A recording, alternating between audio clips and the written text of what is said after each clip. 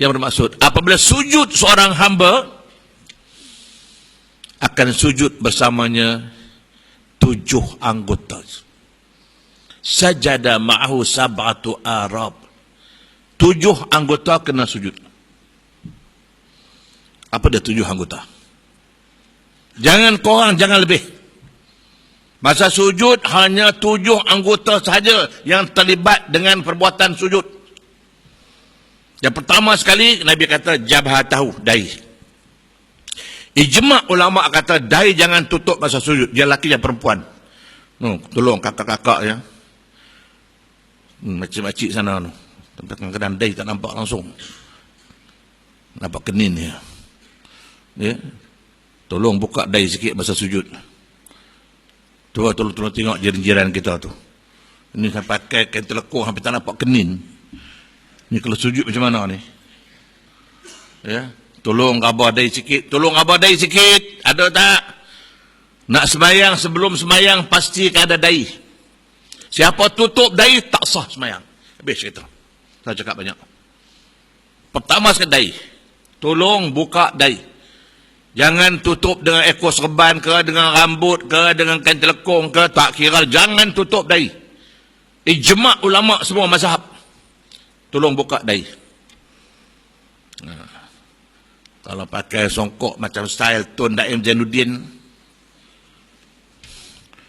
ini style dia, masa dia pakai biasalah. Kalau semayang dia buka. Tapi kalau semayang macam ni, Islam. Dan saya pernah nampak seorang lelaki semayang, dia junam kepalanya, dia pacak kepala sujud. La ilaha illallah. Bila pacak kepala, dahi tak kena. Ini dahi. Tolong ya. Tolong buka dahi masa sujud. Yang lelaki perempuan sama. Yang kedua, 2 tapak tangan. 2 tapak tangan. Ini sujud dengan siku-siku. Sekali berapa nak bilang tu. Saya pernah nampak ada orang sujud dengan siku-siku sujud letak semua. Nak bilang berapa tu? Nak bilang berapa? Sini tapak tangan. Ni lengan. Ni siku. Dah berapa dah? Sebelah 3, 2 belah 6. Nabi dah semua 7 saja. Jaga sikit. 2 tapak tangan. Ini tengah sujud pakai penumbuk. La ilaha illallah. Pakai penumbuk sujudnya. Ada orang pakai penumbuk sujud. Samsing sungguh. Dan yang ketiga, 2 lutut. Tak ada masalah. 2 lutut tak ada masalah. Akhir sekali, dahi, 2 tapak tangan, 2 lutut, 2 lagi, Nabi kata wa qadamahu, 2 tapak kaki. Oh, ini masalah. Ini masalah besar, masalah besar. Wa qadamahu, qadam, tapak kaki. Macam mana tapak kaki nak sujud? Macam mana tapak kaki nak sujud?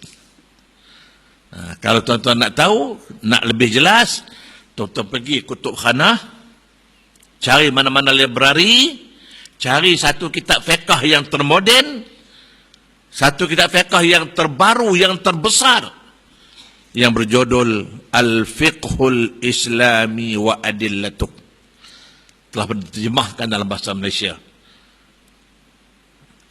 Al-Fiqhul Islami wa Adillatuh, berpuluh-puluh jilid. Ambil jilid pertama. Ambil jilid pertama, buka bab sujud.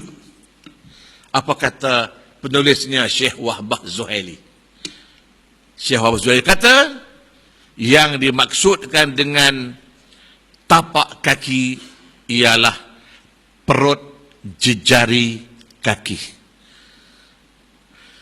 Itu yang ditulis dalam terjemahan kitab Al-Fiqhul Islami wa Adillatuh. Perut jejari kaki. Kelima-lima jari kaki ini tertekan kuat-kuat, pastilah sebahagian tapak kaki akan kena tempat sujud.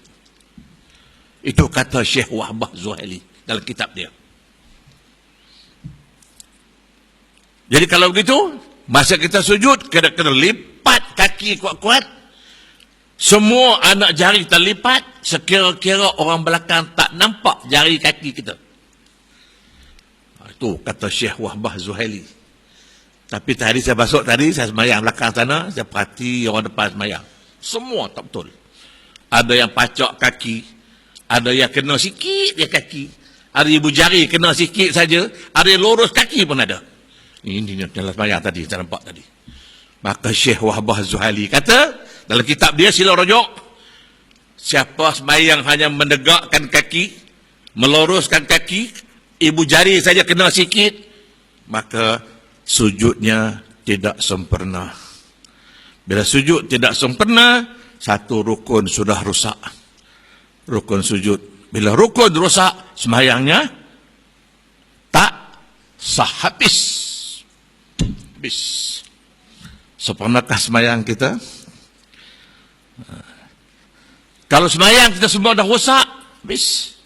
Kita baca ayat Quran. Allah sebut dalam firman-Nya, a'udzubillahi minasyaitonir rajim, fawailul lil musallin. Neraka wail bagi orang-orang yang sembahyang. Bayang. Dia masuk neraka inilah. Sembahyang tak berhenti, sampai masuk neraka. Bukan saya kata, Allah yang kata. Fawailul, neraka wail. Ada seorang ulama tafsir kata, celaka besarlah. Bagi siapa? Lil musallin, bagi orang-orang yang sembahyang. Pasal apa? Allazina hum an salatihim sahun. Orang-orang yang mengenai sembahyang mereka lalai. Tak ambil kisah, buat ikut suka. Kita tegur saudara, sembahyang tu tak betul. Alah ustaz, yang penting saya buat, ustaz tak ada tinggal ustaz. Dia jawab. Tegur saudara, sembahyang saudara tak betul. Alah ustaz, yang penting saya buat, tak nak tinggal dia. Saya kata kalau tak nak tinggal, tak betul buat apa? Tak, yang penting saya buat dia. Inilah tuan-tuan. Sempurnakah sembahyang kita? Balik ke rumah, tuan-tuan sujud, panggil bini, panggil anak-anak, tolong tengok jari abah nampak tak? Anak bertengok, loh, jari 10 nampak tu. Itu dia, kata Syekh Wahbah Zuhaili. Kalau tuan-tuan, saya perhati tadi tengok, ramai. Bila semaya dia sujud, dia letak sikit, kata kaki.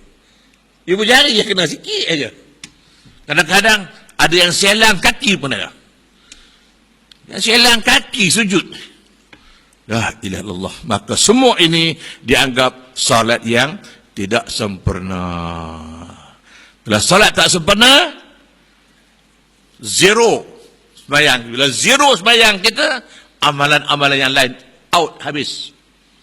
Berpada hadis Rasulullah sallallahu alaihi wasallam, qala Rasul, man taraka salat al-asr muta'ammidan faqad habita amaluh. Barang siapa meninggalkan satu solat asar, tinggal satu saja, habis, terhapuslah semua pahala-pahala amalan yang lain. Terus satu. Kalau semua sembahyang tak sah, apa yang ada pada kita? Apa yang ada pada kita?